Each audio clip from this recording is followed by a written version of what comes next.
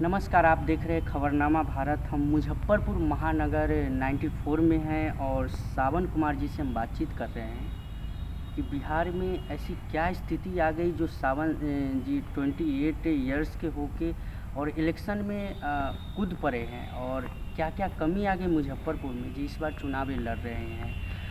क्या लग रहा है हमें और क्या जनता को लग रहा है कि अगर आप चुनाव इस बार लड़ रहे हैं और जो कमी रह गई है वो पूरा हो जाएगी?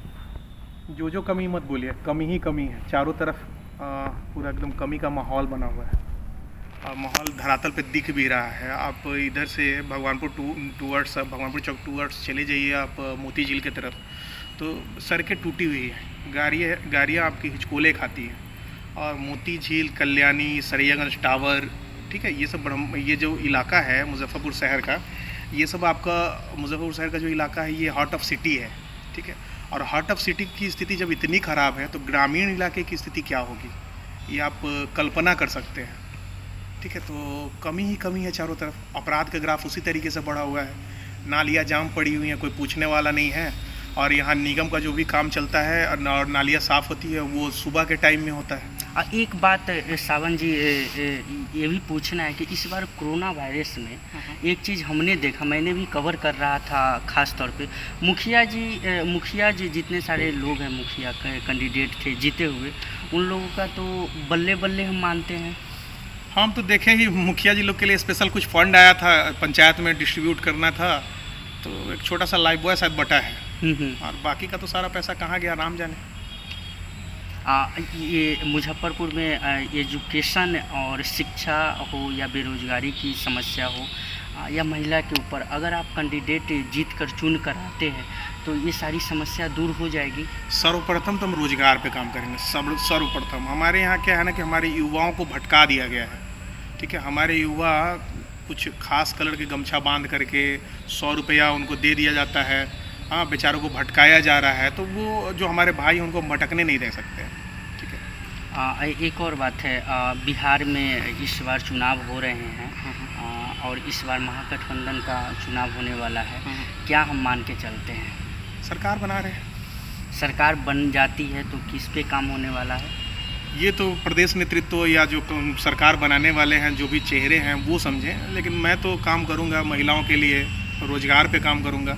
और हमारी बहनों के लिए जो काम आज तक नहीं हुआ है, कोई विधायक या मुखिया या वार्ड पार्षद नहीं कर पाए, मैं वो काम करूँगा। मैं 12 बजे रात में भी दरवाज़ा खोल करके रखूँगा कि शहर की मेरी कोई बहन या माँ या चाची या फूआ जो भी है मेरे से आ करके मिल सके डायरेक्टली। ये भौकाल ना हो कि नहीं हमको विधायक जी से मिलना है, हमको मुखिया जी से मिलना है, और उन्हें पता भी नहीं हो कि विधायक का नाम क्या, विधायक का घर का रास्ता क्या। मेरी सारी बहनों को, मेरी सारी माँओं को ये पता होना चाहिए कि विधायक का घर का रास्ता ये फलाने तरफ से जाता है और फलाने टाइम तक वो रहता है, उससे मिलेंगे। और उसे आग्रह और निवेदन नहीं करना होगा, उसको आदेश देंगे तो मेरा काम हो जाएगा। एक बहन जैसे आँख में आँख मिला करके भाई से झगड़ा करती है और बात करती है, उस तरीके से मेरे मुजफ्फरपुर शहर की सारी बहनें मेरे से आएंगी और बात करेंगी। मैं यही कल्पना लेकर के और इसको अमली जामा पहनाने के लिए चुनाव में कूदा हैं। सावन जी, एक और बात है, आपके सामने बीजेपी के समझिए तो दिग्गज नेता सुरेश शर्मा जी हैं। किस हद तक लग रहा है कि इस बार चुनाव हम समझते पूर्ण टक्कर की होने वाली है? उनको मैं क्या टक्कर दूंगा, वो मेरे लिए पिता तुल्य हैं, गार्जियन हैं। उनको मैं टक्कर नहीं दे रहा हूँ, मैं उनके विचारों को टक्कर दे रहा हूँ।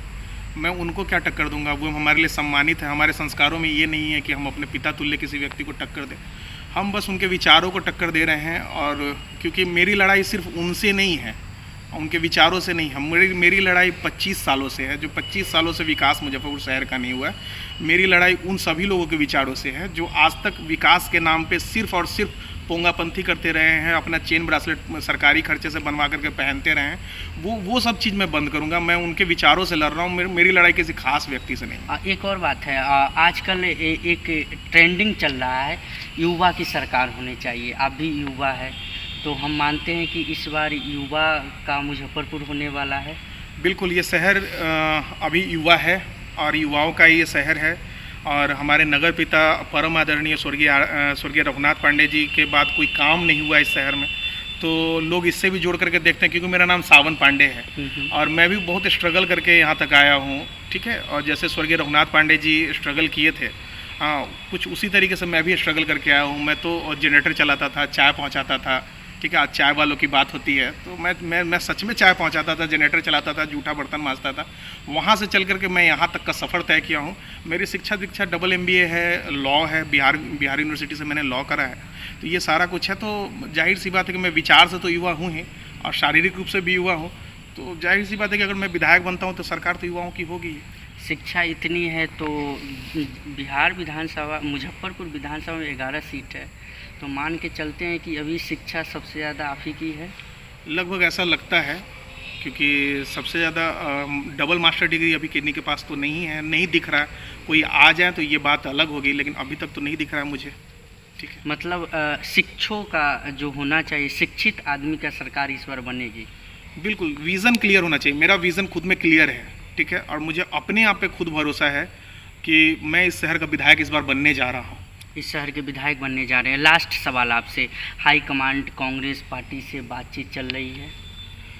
देखिए, बातें हो रही हैं। अब तो वो हमारे प्रदेश नेतृत्व में जो भी लोग बैठे हैं या केंद्रीय नेतृत्व में जो भी लोग बैठे हैं वो सभी हमारे गार्जियन हैं, और गार्जियन का जो भी आदेश होगा वो सर आँखों पे होगा।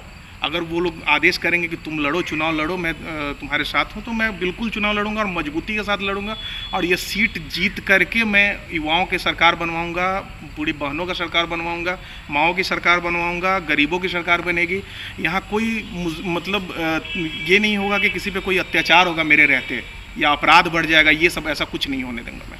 अपराध मुक्त और युवाओं की सरकार बनाने की बात कर रहे हैं सावंत जी। मुजफ्फरपुर महानगर 94 से इस बार चुनाव लड़ रहे हैं, और कहीं ना कहीं एजुकेशन पर हमेशा सवाल उठता रहा है, महिला के ऊपर हमेशा सवाल उठती रही है, या बेरोजगारी हो, बिहार में हमेशा ये होते रहा, और मुजफ्फरपुर में भी काफ़ी बेरोजगारी है। कहीं ना कहीं इस बार अगर चुनाव अगर जीत कर आते सावंत जी, तो ये समस्या तो दूर होगी ही होगी, और मुजफ्फरपुर वासी के लिए भी काफ़ी परेशानी, जितनी सारी परेशानी हो, परेशानी की समस्या भी दूर होगी। कैमरामैन रजनीश के साथ मैं राजीव गुप्ता, देखते रहिए खबरनामा।